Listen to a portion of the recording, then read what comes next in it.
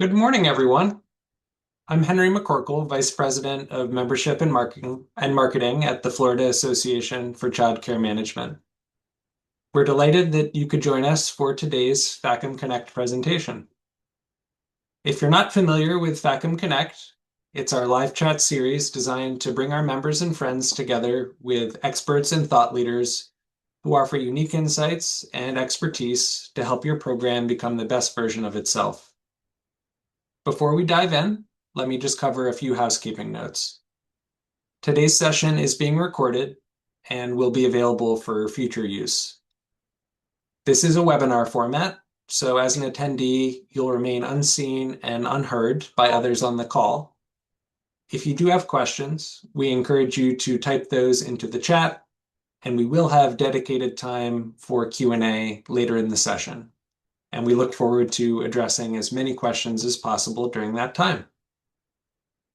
With that covered, it's my pleasure to introduce our presenter, Ellen M. Drolette.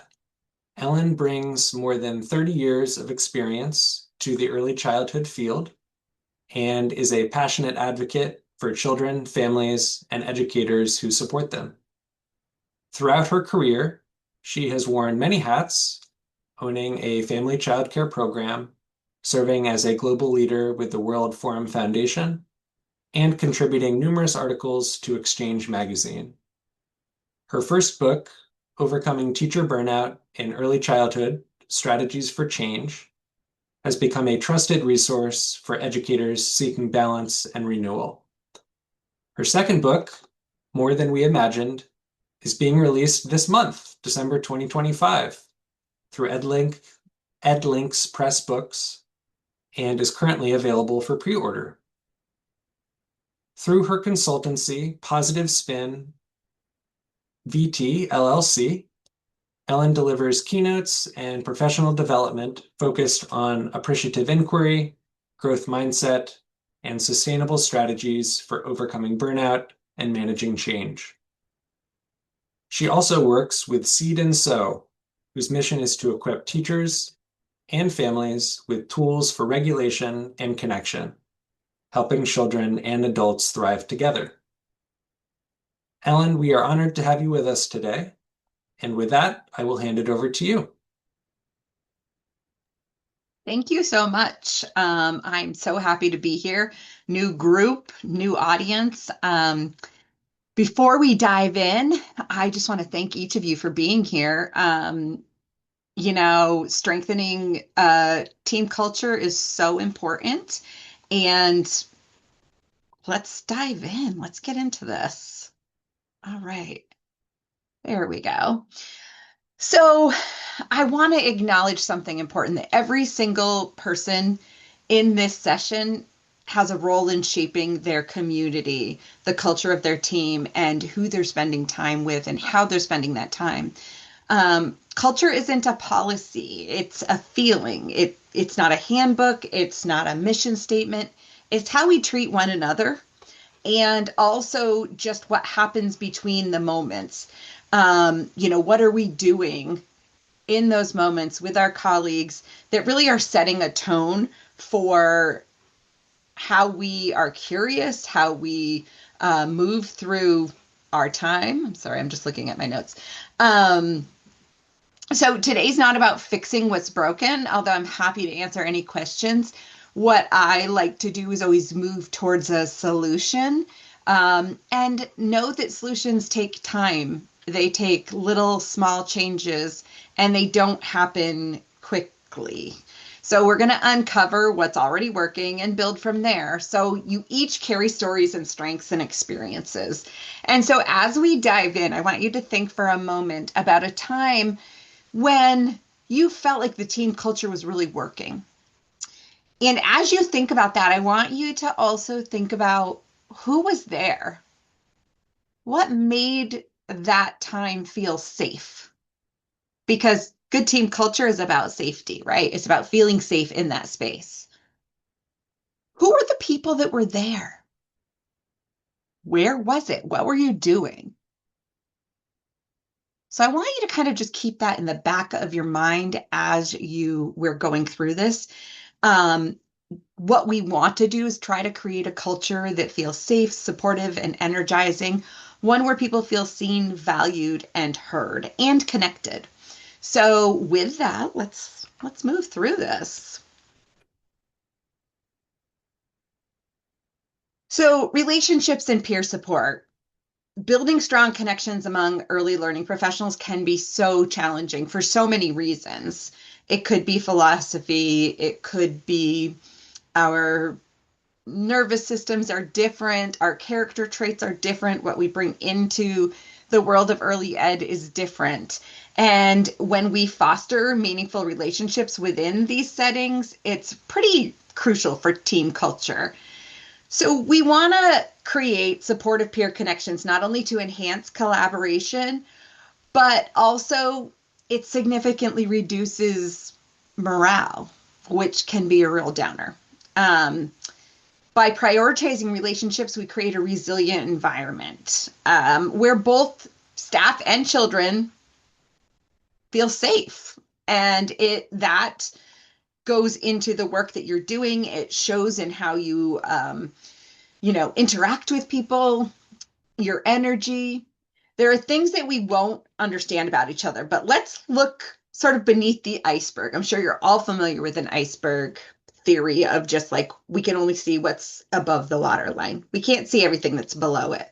So I want you to think in terms of like, we know this much. We don't know about all of this. And so this is where we get curious about things. So the power of relationships, something I believe super strongly in. When I was writing this book that's coming out, one of the things I created was called the triple R framework. It's very simple. It's not something that you have to do anything with, but it's something to kind of keep in the forefront of your brain as we're thinking about culture.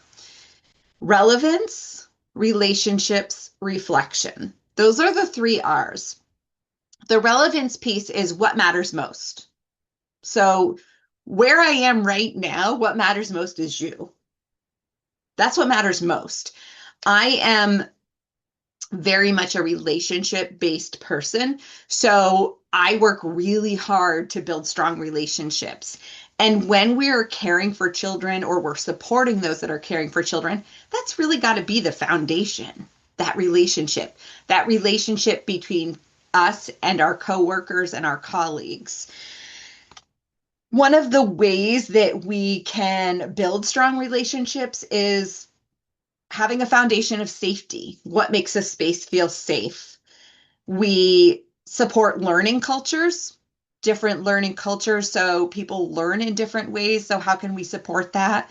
Enhanced collaboration between classrooms, maybe between programs, um, and also strengthening connections. So fostering informal interactions. So outside, whoops, I'm so sorry. I just went ahead.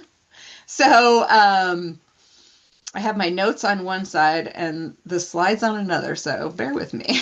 um, so when we foster informal interactions, and maybe that's just through a team building exercise that happens during a staff meeting, maybe it's just doing regular check-ins. Peer mentorship also is a really positive way to create strong relationships and encouraging team activities. And these can be as simple as doing something at the beginning of a team meeting to bring everyone together, maybe spark some laughter, but really bringing everyone to a more positive place. Because I guarantee you, if I were to ask you, everything that's not working, which you're welcome to ask questions about what's not working, of course.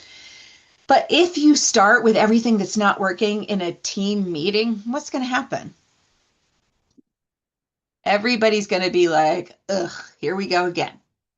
So we want to start with something. What's working in your classroom right now? Tell me about a time this past week where things worked really well, when everything was firing and you felt present. What was it? What about it made you feel like it was a strong moment? So making sure that we're really looking at opportunities to ask questions and get curious about times when things were working well. Teaching can feel really isolating. I was a family childcare provider for 30 years, and it was so isolating. I was lucky because I lived in a city. I live in Vermont, so cities is like a loose term, but it's not like Florida where there's like big cities. Um, but I could walk places. I could walk to playgrounds easily. I could walk to the grocery store easily. So it wasn't as isolating as it is for some people. But if you think about a teacher, maybe that's the only one in a baby classroom or the only one with 12 preschoolers, that becomes really hard. I used to love when families would come in, not only because of that relationship piece, but because then when someone said something and it was funny, I had someone to laugh with. I had someone to remember that with. So when we're thinking about isolation and solo teachers, what are some connection strategies we can think about? So, um, visible leadership, being that leader that goes into a classroom if you get a moment and say, hey, do you need anything? Can I get you some water? Can I refill your water bottle? Do you need to take a bathroom break? Be that person. It might take 3 minutes of your day, but it can be very powerful for the teacher in that classroom. Having break coverage for teachers, it can be really challenging. And I'm sure that you see the same thing this time of year, just like all of the sickness. People are traveling and the teachers are getting sick, the children are getting sick, the children are coming sick, teachers are leaving sick.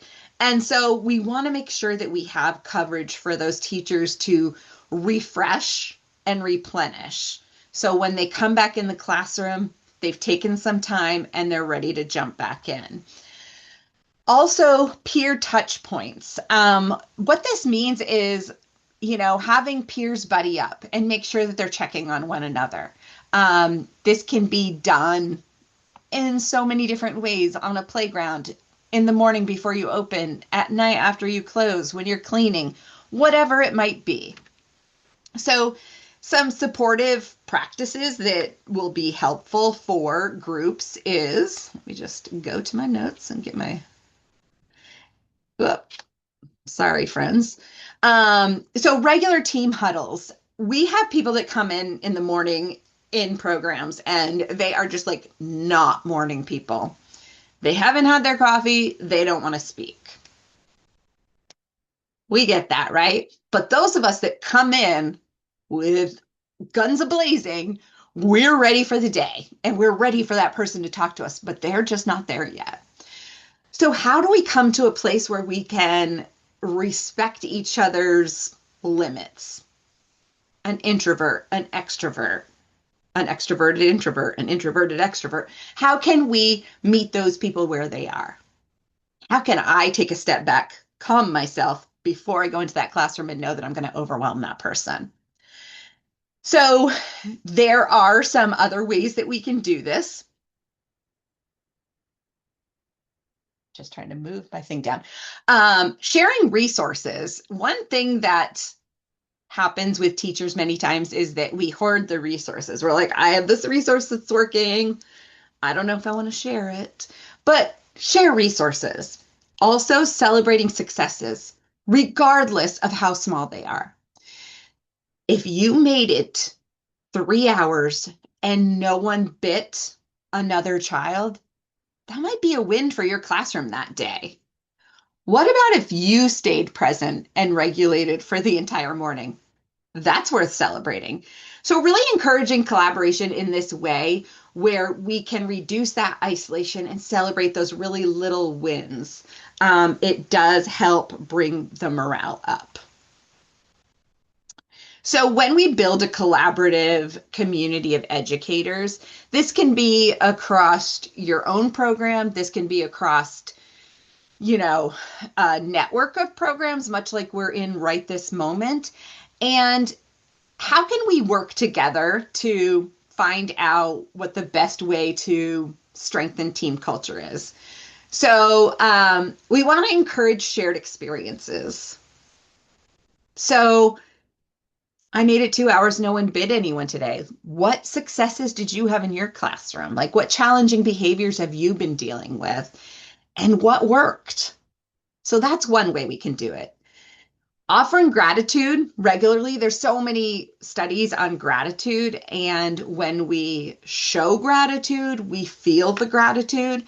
And so knowing that, being grateful when someone does something for you, and it can be really small.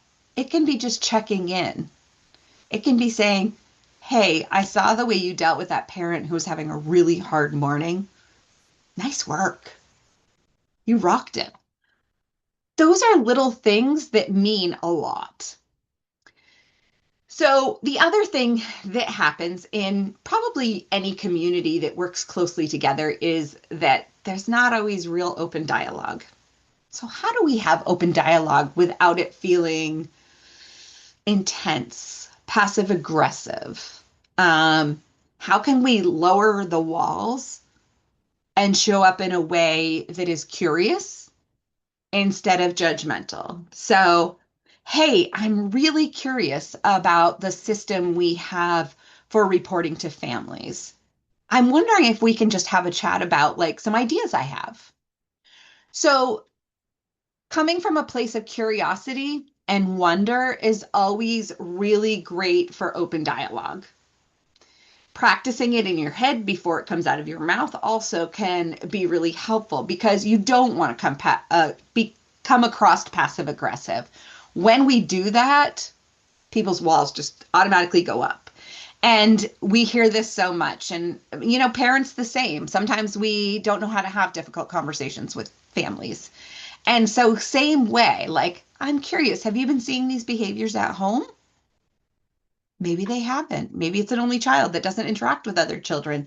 So it's possible that they don't. But when we approach it in that way, it makes it easier. What does this do for us and our personal culture within our classroom? It allows us to feel like so many times I think we can feel attacked by families if they are feeling sensitive about a certain behavior or they think you're trying to label their child. So when we approach it from that way, it makes it just a lot easier. So we can also enhance rituals. What does this look like in a classroom? The rituals can be around check in routines, creating shared goals within your classroom or your program, hosting peer learning sessions, much like this. These are all ways that we can build collaboration. So, one of the things that I'm hearing about in my work with Seed and Sow is about staff morale. Nationwide, we're dealing with shortages on top of being told you're not a professional.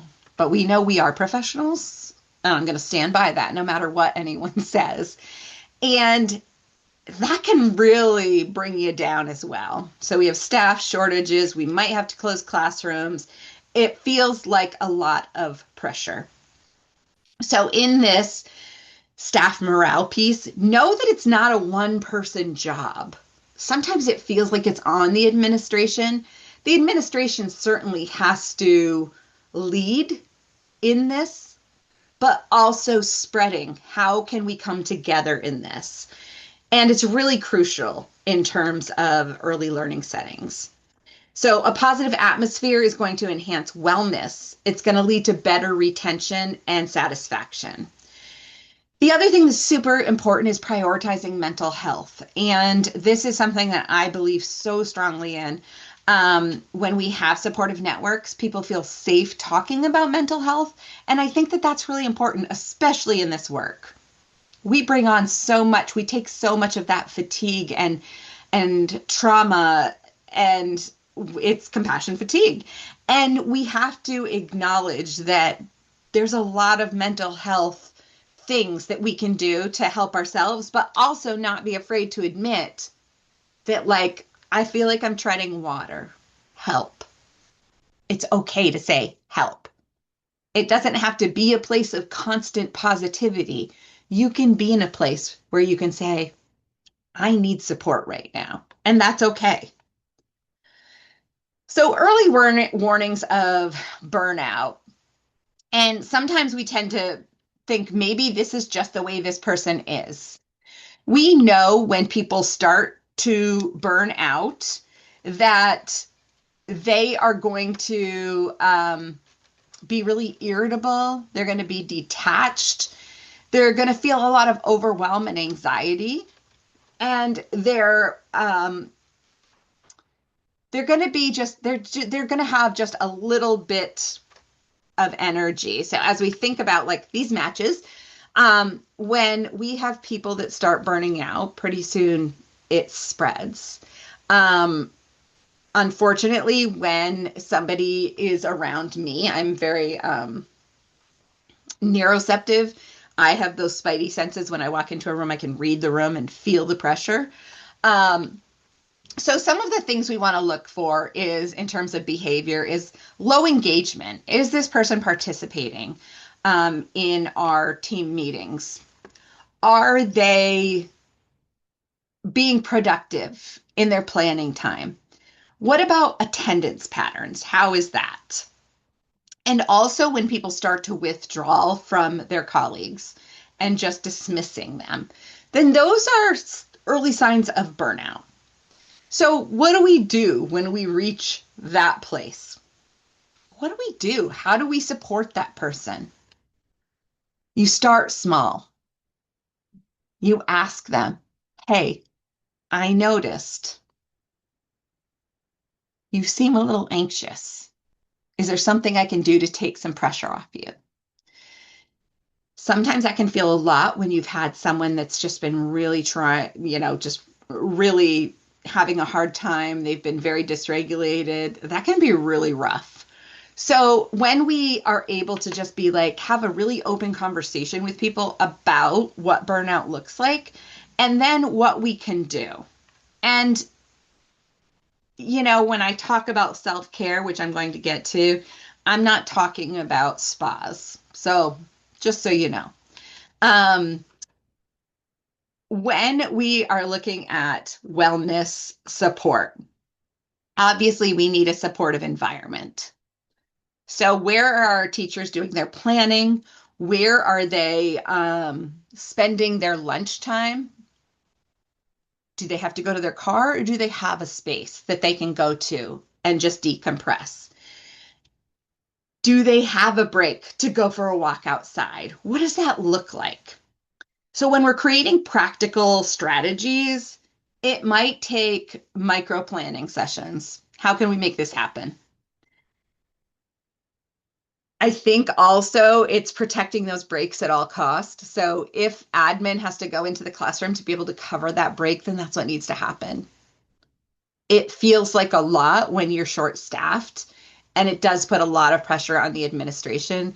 But being able to do that is so important to protect that break time for that teacher. They need to be able to show up ready. The rainy day jar. This is just like a little thing that can make a huge difference. It's a tool for joy and support. That's really what it is.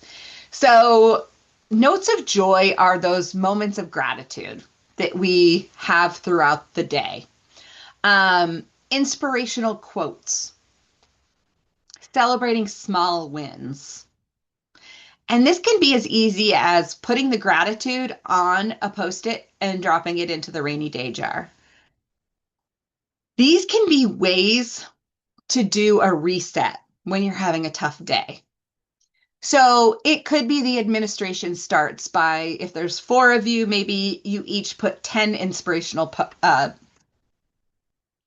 notes into the jar. And when somebody seems like they really need a reset, maybe that jar is just out there for them to pick something out. It's not a fix all for anything. So don't think that it's that. But we can also give reminders of how resilient people are, positive reflections, hopeful messages. Yeah, December is hard.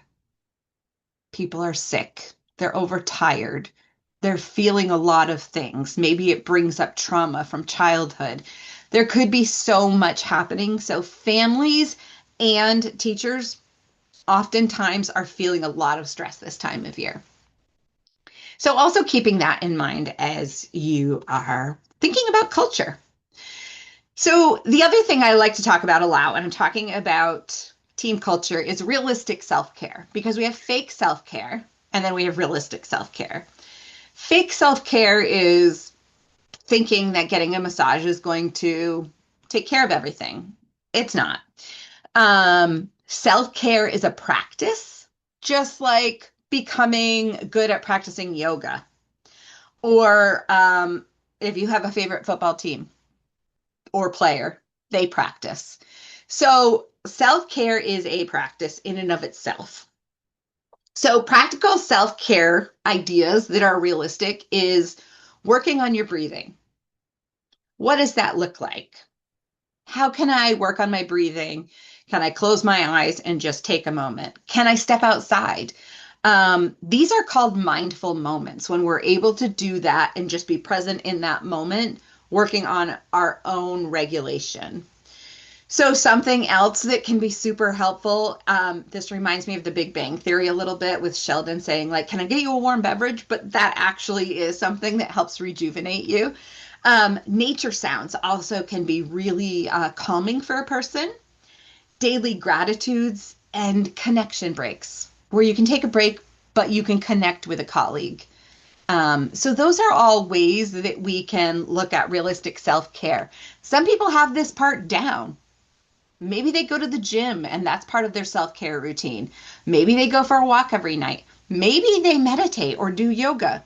So, thinking about what's realistic and if we're already doing those things, are they working in taking care of what we need to?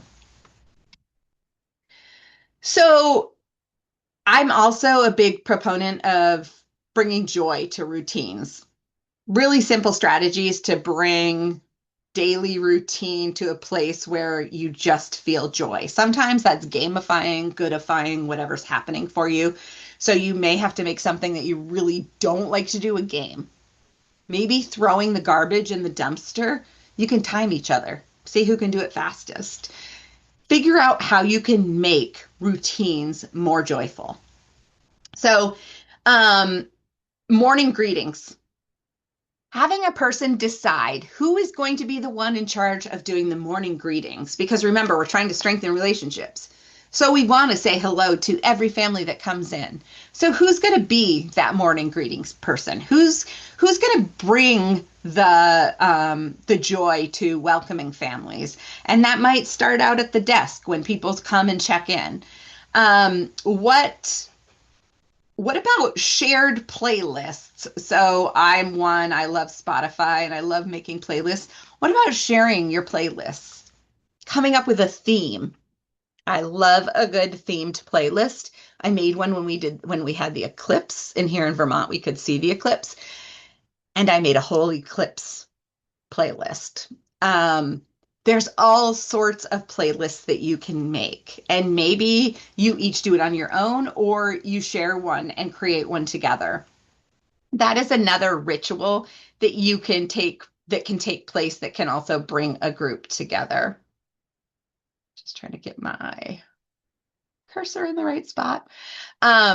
So when we talk about professional development too, something that's really important is finding something that is interesting to you. We have the trainings that we have to do, right? That we don't really have a choice in. CPR, safety, food handling, whatever it might be. But when it's something that we really enjoy and want to know more about, it doesn't feel as big of an effort. And it also has a huge impact, not only on your well being, but how you show up after you've taken that. When you feel really moved by a training and it's something you're super interested in, it's going to feel natural. It's not going to feel like a lot. So, thinking about what is the professional development that I'm taking and how is it feeding into what I want to learn about. All right. So I'm going to talk to you. I'm going to introduce you to a little life hack. And this is comes from my work with Seed and Sow, which I share pretty much all of the time. Sorry about the sun. So life hacks. This is about your nervous system. So let's talk about the nervous system and the brain for a moment so that we can better understand ourselves, who we're working with, our colleagues. When we're thinking about our nervous systems and our brains, we're thinking about neurotypical, neurodiverse, the spectrums, high sensory seekers, high sensory sensitivities. Behavioral issues are often not looked at as if it's a communication. Behavior challenges are a communication of a need, but sometimes we're not really sure what that need is, which makes it really hard. So, again, with the relevance piece, we are in a relationship based job. When we reflect, we can't reflect on what we don't know. So this is a step towards moving towards self-awareness of yourself and your staff. So I want to start off by addressing the first big question. Neurodivergent or neurodivergence originating from the word neurodiversity. This is a conversation we need to have. It's an umbrella term referring to anyone who falls outside the lines of neurotypical, which could be a good lot of people. So, Cleveland Clinic, neurodivergent is a non medical term that describes people whose brain develops or works differently for some reason. This means the person has different strengths and struggles from people whose brains develop or work more typically, neurotypical.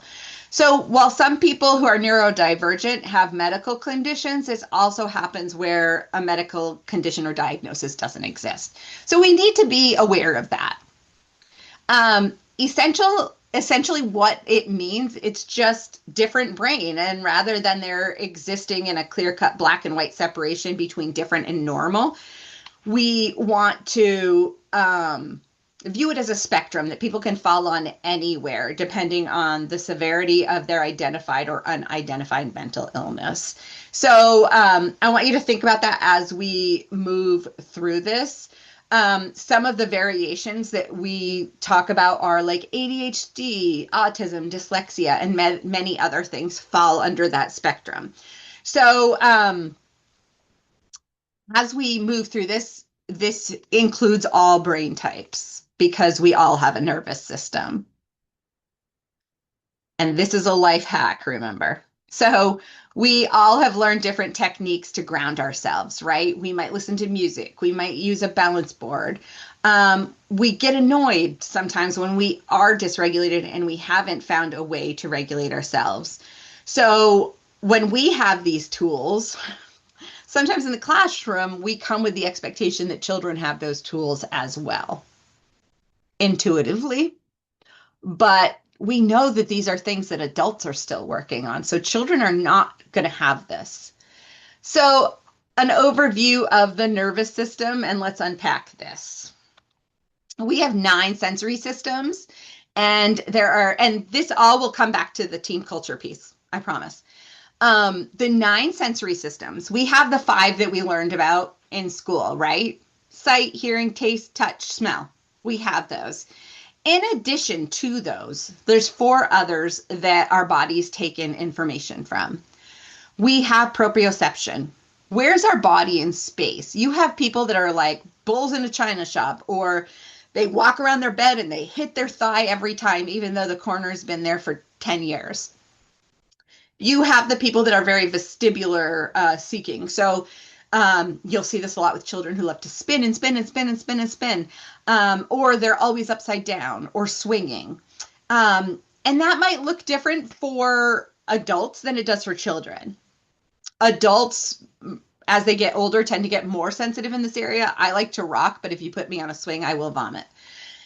Interoception are those times when the information comes from internally. We've all heard hangry. Or when it's really hot, some places, people are just like, oh my God, I'm so hot, I'm melting. Or fatigue. And everybody kind of takes that in differently, but some people feel it big. When they're hungry, they're hungry. So understanding what interoception is. And we know some of those children, right? So neuroception, this is what I was saying about being able to read the room. It's your spidey sense. It's your ability to read the room when you walk in. feeling stress maybe right away, or feeling like there's an elephant in the room that you weren't aware of. So that's what our sensory system is. What is really cool, and if you have your phones, I hope you'll scan this. This is something that's free. It's a regulation questionnaire that we created through Seed and So with some OTs. And it doesn't cost money. It's free. I'm not getting any kickback on this, but it's designed for all ages, birth to adult. So what I've been doing in my support with programs is having the teachers take this regulation questionnaire. When teachers take this regulation questionnaire, they're going to unlock all of these pieces that they didn't know about each other. And some things might become really clear. If you have children that are challenging behaviors, having their parent take it for them and then being able to unpack that and being like, oh, this child's sensory sensitive, which is so strange because they're louder than everyone else. But they're louder because they're trying to regulate. So, thinking about how we can take that information and plan based on that. What does that look like for teachers? What does it look like for children? What does it look like for families? You can take this yourself. You can have your spouse take it. You can take it for your children, adult children included. My whole family has taken it. It's really something that's so interesting in unlocking those. And I think this is one way we can become more self-aware in what we're doing in the classroom and being able to really kind of understand why people maybe are the way they are. Um, so that is one thing. So understanding these differences helps plan environments, right? I walked into a classroom a few months ago, and it was an infant classroom. There was music going, there was a fan going, and there was a noise machine going. And we walked in, didn't really think much of it. Nobody was in the classroom. But what we found out from the director was that there was a person that's sound sensitive and a person that's not in the same classroom. And that can be really hard. And that can be draining for that person. So when you have situations where you're sensitive to it, it's going to be draining more quickly. And the same thing happens with families. So we want to normalize sensory differences. We want to be able to understand why there's sensory differences. And I'm ready to take your questions. And I know I went really fast. I tried to get a lot of information into a really short time. I also wanted to be able to offer you this QR code for my book. But let's do some Q&A. What do we have?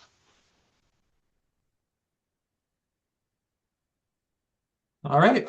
Ellen, thank you so much. That Oh, was you're a welcome. wonderful presentation. And Awesome. as Ellen stated, now's the time to ask your questions. So, um, we look forward to seeing some questions pop up in the chat. Um, while we're waiting for a few to trickle in, Hmm. um, let's just pull the thread on professional development a little bit more. Um, Yeah. you know, Professional development can be a game changer for retaining staff. Yeah. Um, what kinds of PD opportunities have you seen have a big impact on teacher growth and ultimately job satisfaction? I think it can come from a variety of places. Some people do really well with in person. I think it has to do with content, who's sharing the content with you. With my work at Seed and So, we have a lot of professional development, and I don't think it's necessarily it's all virtual, so people can take it anytime. But I think the difference is that when we're talking about a certain topic in those PD sessions, people are super engaged. And I also think that like the topics are just so catchy. There's so many great courses about implicit bias that we can explore. There's so many about neurodivergence that we can explore. And it's really about what is your interest and finding that interest and following it. It doesn't always have to be a group PD activity. Yeah, the importance of differentiation based on the needs and the strengths of the group as well. Just like we individualize for children, we need to do that for teachers too. What matters most for this teacher in this moment? And that might be learning about what's developmentally appropriate in a 2-year-old classroom. It might be learning what circle time might look like in a 2-year-old classroom or not look like. It might be about understanding a child that won't sit still in circle and you just can't figure out why. Those are all things that we can kind of dig deeper into by finding those little pockets of workshops that work for us. Thank you. Yeah, you're welcome. Oops, sorry, I keep going back and forth. What role does reflective practice play in professional development, and how can school leaders help build this habit among themselves and among their staff? Yeah, there's so many ways that reflection can happen. And I think for some people, it could be having a conversation about something that happened. So if you come up with some strategies working on a behavior, really writing down what's changed, putting into practice like one thing, looking at what's changed, and then being able to reflect that, oh, I noticed this happened before lunch. Maybe this child is just getting super hungry. I noticed there's a pattern here. That's one way with just having being able to talk it out. For me, a few times it's been written reflections, and those have been the times where it's been the most impactful. Realizing that when children were showing up on a Monday, I was the reason that the Monday was not going well. It had nothing to do with children. I just kept thinking Mondays stink. I hate these days. Like kids are overtired, they're oversugared. And what I realized when I started writing it down was, oh, wait, they're showing up like they do every day as normal children. I'm the one that's deciding that Monday's going to suck. So those reflections can be really powerful and they can happen in a lot of different ways. Thank you. Yes, you're welcome. For educators who feel stuck or unsure of their next step, do you have any advice about the kinds of PD experiences or maybe coaching conversations that can help them rediscover their purpose? That's a really great question. If you are reaching a place of burnout, then thinking about is there a change that needs to happen in the age group that you're serving, or is there something within the field that you're interested in that maybe is not in direct service, but it also stays within the field. So you have the choice to come back, right? And revisit working in a classroom. This is a tough one because I think it like everybody has these varying degrees of stress and burnout, and they could be all done. I know when I closed my program, mentally I wasn't ready, but physically I was ready because my body was ready. Getting up and down off the floor is a lot, and my body was just ready. But also, I knew that I wanted to continue with the things that I was passionate about. So I think it's really finding those little things that bring us joy within the work that we're doing, and how do we build on that?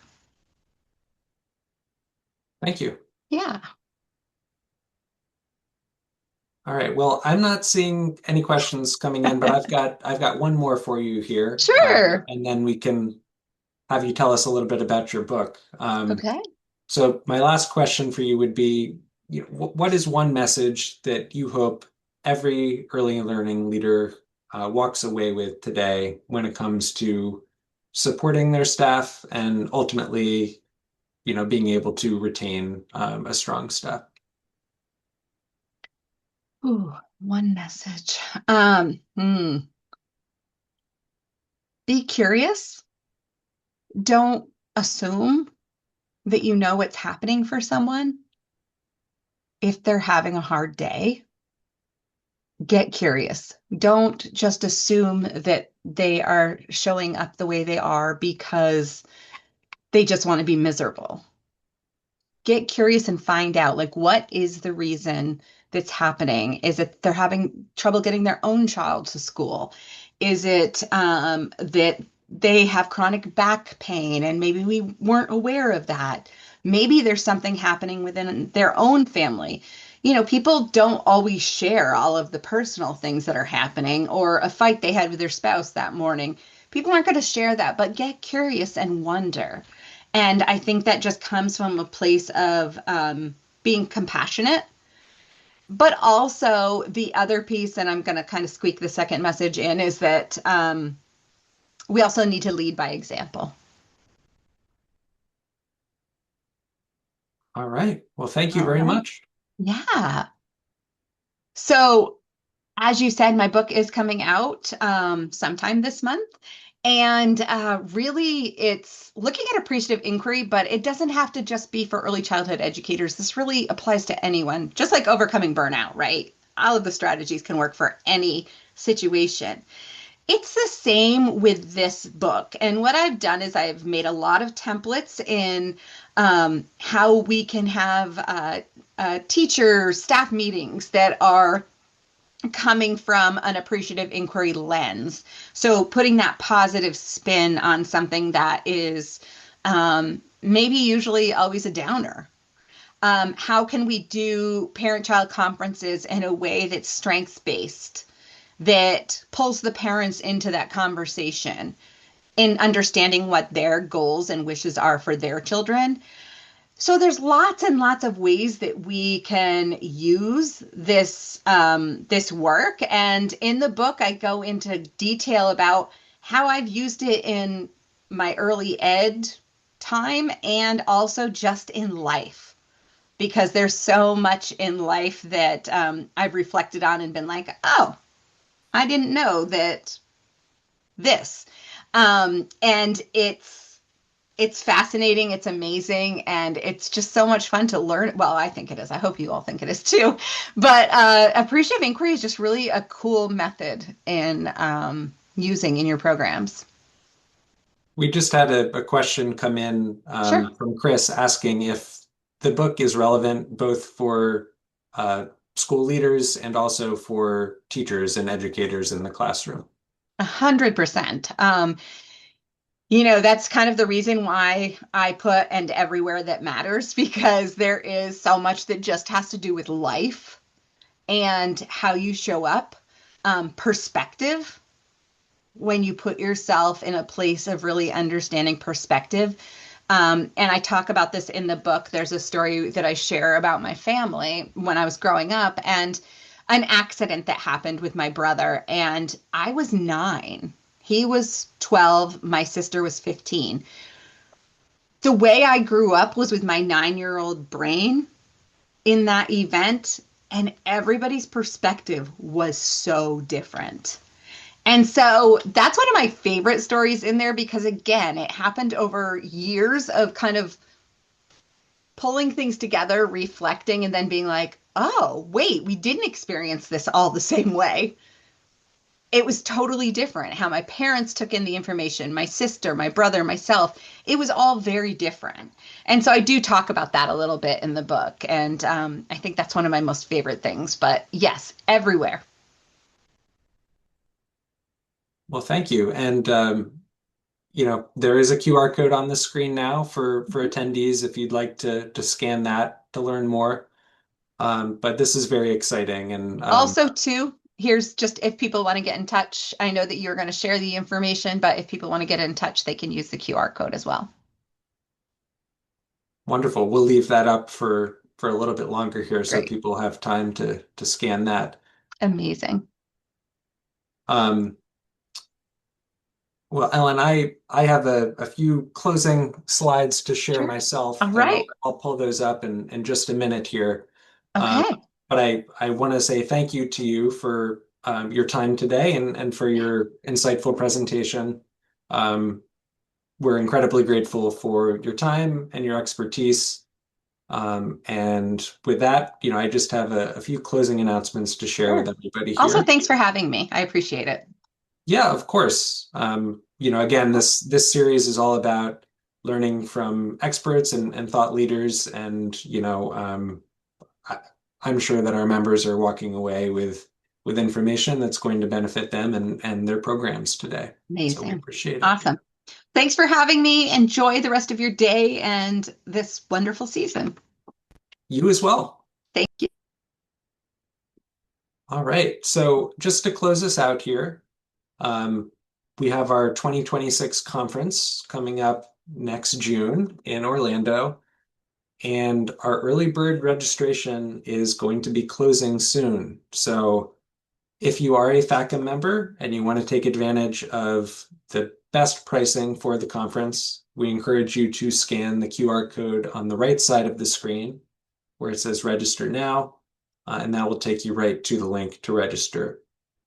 If you're not a FACM member, um, we advise you to join FACM today, so you can get access to that early bird conference rate. So if you're not a FACM member, scan the QR code on the left side of the screen, and that will take you to the link to become a FACM member and get access to that early bird rate. We also have a couple of upcoming events that you may be interested in. On Wednesday, December 17th, we have a new insurance program that we're going to be sharing with you all through Optima Benefits and Payroll. This is an option exclusively for Apple accredited schools. So we hope that you'll attend and learn more about that program. And you can do that by scanning the QR code on the screen. We'll also be sending out some communications about this information session as well. And on Thursday, January 8th, one of our business advocate members, Becker's, is going to be giving us an information session about their new Apple accreditation aligned shopping page, where programs can browse materials by standard. Um, and really it's a more efficient way to get access to the materials that you may need to be successful in the accreditation process. So we encourage you to attend this info session. And again, you can do that by scanning the QR code on the right side of the screen. With that, I've included Ellen's contact information as well as my contact information up here on the screen. And I want to thank everyone again for taking the time to be here with us today. We hope you're walking away with some information that will benefit your program. And we look forward to seeing you next time. So thank you and have a great day.